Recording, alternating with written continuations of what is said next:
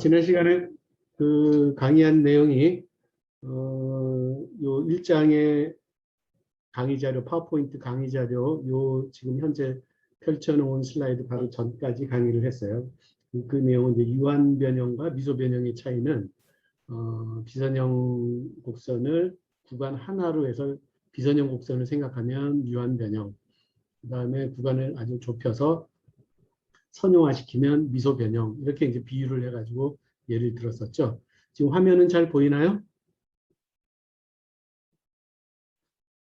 화면은 잘 보이는지. 그리고 지난 시간에 얘기한 것처럼 중간중간에 마이크를 켜고 대답을 해도 괜찮아요. 제가 보통은 채팅창을 잘 안 열어놓고 이 화면을 보려고 채팅창을 잘 안 열어놓고 막 얘기하다 보면 채팅창에 뭐가 떴는데 정신없이 얘기하는 경우가 좀 있거든요. 자, 그러면 이제 오늘 강의 내용은 1장의 나머지 내용을 간략하게 소개를 하고, 그 다음에 이제 2장의 연속 제역학에 해당하는 부분을 이제 본격적으로 설명을 하도록 하겠습니다. 자, 우선 1장의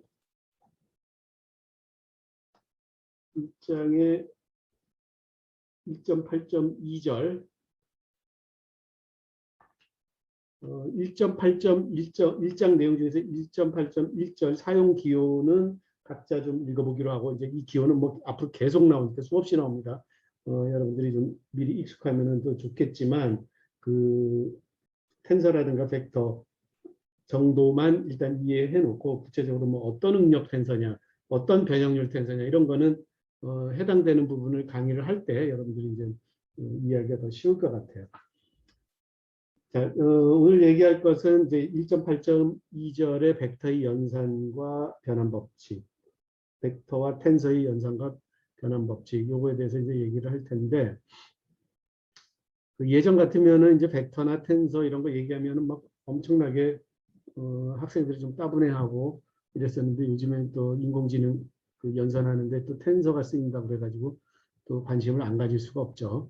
뭐 벡터는 일종의 3 곱하기 1, 그러니까는 3차원 안에서 위치를 나타내는 위치 벡터는 성분을 3개를 가지면 되니까 3차원 공간이니까 차원이 3개라는 뜻이죠. 그죠? 그러니까는 성분 3개를 가지면 3차원 공간에서 위치를 분명하게 결정할 수 있으니까 3개의 성분만을 가지면 공간의 위치를 정확하게 지정을 해줄 수가 있어요. 예를 들면 A 벡터, 3차원 공간에서 A 벡터, 그러면 이걸 갖다가 우리가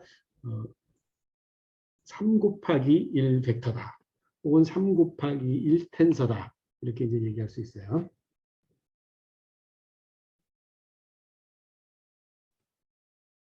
안 써지는데, 이렇게 안 써지면 곤란한데, 잠깐만요.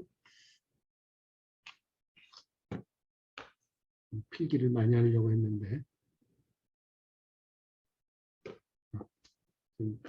이건 중간에 잠깐 우리 휴식 시간을 가질 때 다시 한번 제가 필기도구를 리셋을 해가지고 다시 사용하도록 할게요. 이거는 이제 설명과 레이저 포인터를 진행하는 수밖에 없네요. 자, A 벡터가 있고 성분 3개요. B 벡터가 있는데 성분 3개요. 이런 거는 이제 요 밑에다가 그 성분의 개수를 나타내기 위해서 성분의 개수가 곧 차원에 해당하는 거죠. 3 곱하기 1, 혹은 요 B 요 벡터 밑에도 3 곱하기 1, 이런 식으로 표현할 수 있죠. 어떤 사람들은 벡터를 이렇게 세로 형태의 중괄호 안에다가 3개의 성분을 수직으로 이렇게 차례대로 쓰는 방식을 쓰는 사람도 있고, 어떤 사람들은 이 벡터를 가로놓은 요 밑에 지금 요 하단에 보이는 것처럼 가로놓은 일반 가로나 아니면 이런 대가로를 쓰고 성분을 차례대로 A1, A2, A3 이렇게 해가지고 벡터를 표현하는 방법도 있는데, 당분간 우리 과목에서는 이 규약이 굉장히 중요하거든요. 왜냐하면 연산 결과를 좌우하기 때문에 철저하게 규칙을 하나 정해놓고 따르도록 합시다. 벡터의 규칙은 세로로 표현하는 걸 기본으로 하자고요. 세로로 표현하는 것. 그러면은 이 벡터에다가 이 벡터를 트랜스포즈 시켜서 전치시켜서, 만약에 트랜스포즈는 위에다가 여기 밑에 지금 A에 T자를 써서 나타내는데, A라고 하는 벡터를 트랜스포즈 시킨다 하는 거는 뭐냐면 요 세로 놓은 거를 가로로 펼친다, 이런 뜻이에요. 위치를 바꿔준다. 그래서 요 세로로 A1, A2, A3 돼 있던 거를 가로로 A1, A2, A3 이렇게 바꿔주는 작업을 트랜스포즈 시킨다. A 벡터의 트랜스포즈다. 그래서 A 벡터에다가 T자를 붙이면 요런 텐서 표현으로 나타낸다. 이런 형태의, 이런 형식의 표현으로 나타낸다. 이걸 이제 미리 약속을 해요. 자, 그러면 이제 A하고 B를 곱하는 것을 한번 생각을 해보죠. 곱하기에는 이제 여러 가지 방식이 있을 수 있는데 그 중에서 내적하는 것을 한번 생각해 보죠. 내적, 벡터의 내적은 알죠? 벡터의 내적은 어떻게 정의되는 거냐면 A하고 B를 내적한다 그러면은 여기 점을 찍어가지고 이 곱하기를 표현을 해요. 그리고 어떤 식으로 내적을 계산하느냐 하면은 이런 식으로 계산하는 거죠. 성분 A가 성분이 A1, A2, A3고 B가 성분이 B1, B2, B3면 마지막 줄로 일단 건너가 보죠. 첫 번째 성분하고 성분끼리 곱하고 두 번째 성분끼리 곱하고 세 번째 성분끼리 곱해서 다 더한다. 이게 이제 벡터 내적의 약속이에요. 이거는 뭐 지금 우리 과목에서 처음 여러분이 듣는 게 아니라 지금까지 수도 없이 많이 들어왔죠. 그죠? 짧게는 최근 뭐 벡터 기하학 이런 거 1학년 때 공부했으면 학부 1학년 때 공부했으면 거기에서 멀게는 고등학교 수학의 벡터의 내적 이런 데서 이제 아마 나왔을 거고 또 요즘에는 제가 이제 고등학교 그 수학 교과 과정을 잘 관심 있게 안 봐서 모르겠는데 뭐 뭔가는 또 선택이 됐다 그래요. 뭐 통계 뭐 이런 것들은 근데 이 벡터 기하학도 선택 처리가 됐는지 요즘 모르겠는데 그러니까 여러분이 공부할 때 어떤 사람은 이 벡터 배운 사람도 있고 아니면 다른 사람은 뭐 공부한 사람도 있을 텐데 어쨌든 대학에 이과 학생으로 대학에 들어왔을 때는 이미 벡터에 대해서는 이제 상당히 공부를 했다. 그리고 행렬도 상당히 공부를 했다. 이렇게 가정을 하겠습니다. 혹시 그렇지 않으면 문제가 좀 심각한데 별도로 여러분이 이 벡터나 그 행렬에 대해서 좀 공부를 미리 해놔야 돼요. 자, 그런데 이것을 우리가 벡터 행렬 연산 법칙에 따르자면 어떻게 표현을 해야 되냐면 이 내적은 A를 트랜스포즈 해가지고 즉 가로 눕힌 다음에 가로 누운 행의 첫 번째와 열로 표시된 벡터의 첫 번째를 이렇게 순서대로 곱하고 그 다음에 거기에 뭐를 더하냐면 두 번째 성분끼리 곱한 것을 더하고 지금 요 제일 오른쪽에 나와 있죠. 그 다음에 세 번째 성분끼리 곱해서 전체 다 더한 것 이것을 벡터 내적의 요거는 기호로서 나타낸 거고 요 두 번째 표현 요거는 어떤 식으로 나타낸 거냐면 일반적으로 우리가 일반적으로 약속하고 있는 행렬 벡터 행렬 안에서의 연산 방법 요 왼쪽에 있는 행렬하고 오른쪽에 있는 행렬이 곱해지면 이런 식으로 약속을 해서 곱해 나간다 하는 게 이제 일반적인 행렬의 곱 연산 약속이에요. 혹시 여기에 그 익숙하지 않으면 이 부분을 그 1학년 학부 1학년 수학에서 다시 한번 찾아봐야 돼요. 자, 그러면은 요 오른쪽 그 세 항에 더한 결과는 우리가 이제 기호로서 나타낼 수가 있어. 어떻게 나타낼 수 있냐면 시그마 기호를 써서 i는 1에서 3까지 ai하고 bi 곱한 거를 쭉 더한 거다. 이렇게 이제 약속을 해서 나타낼 수 있잖아요. 그랬을 때 이 시그마는 i는 1에 우리가 이제 이 과목에서는 이 하첨자는 항상 1에서 3까지 변화해요. 그 이유는 우리는 3차원 공간에서 어떤 위치를 나타내기 때문에 이 하첨자는 각각 X성분, Y성분, Z성분. 사실은 더 엄밀하게 표현하자면 X, Y, Z라고 교수님이 이미 얘기했을 때는 3차원 공간에다가 좌표계를 하나 설정해 두고 그 좌표계의 이름을 축 이름을 좌표계가 이제 축 3개로 돼 있을 테니까 특히 이제 직교하는 축 3개로 표현이 돼 있을 테니까 그 축 이름을 X, Y, Z를 이미 지정해 줬다는 걸 이미 전제한 건데 꼭 X, Y, Z로 지정하지 않아도 첫 번째, 두 번째, 세 번째 해서 숫자 1, 2, 3으로 나타낼 수도 있어요. 그래서 지금 보는 것처럼 벡터의 성분의 그 성분을 나타낼 때 성분들을 각각 A 벡터의 첫 번째 성분은 숫자 1을 써가지고 A1, 그다음에 숫자 두 번째 성분은 2를 써서 A2, 세 번째 성분은 A3 이런 식으로 표현을 한 거죠. 그래서 여기 시그마 기호를 나타낼 때 하첨자 i는 1에서 항상 3까지 그 변화하면서 대표를 한다. 그래서 그러다 보니까 항상 1에서 3까지 그 대표한다면 대표하면서 그걸 쭉 다 더한다면 굳이 시그마 기호를 매번 쓸 필요가 있겠느냐. 그래서 시그마 기호를 띄워도 생략해도 사실은 시그마 기호가 있는 것과 마찬가지라고 생각을 하자. 단 어떨 때냐면 여기 i가 두 번 연거푸 나왔을 때 i가 두 번 연거푸 나왔을 때는 이렇게 세 항을 주르륵 더하는 걸로 보자. 그래가지고 이렇게 이제 줄여서 약속을 하나 해놓자고요. 이걸 그러니까 이런 약속을 많이 쓰는데 이걸 합산의 규칙 혹은 서메이션 룰이라고도 얘기하고 그다음에 아인슈타인 룰이라고도 얘기해요. 왜냐면 아인슈타인이라는 위대한 물리학자가 처음 사용했기 때문에 워낙 이게 많이 쓰이다 보니까 시그마를 이제 빼고 사용해도 그러니까 혼동이 없으니까 처음 사용했기 때문에 아인슈타인 룰이라고도 얘기해요.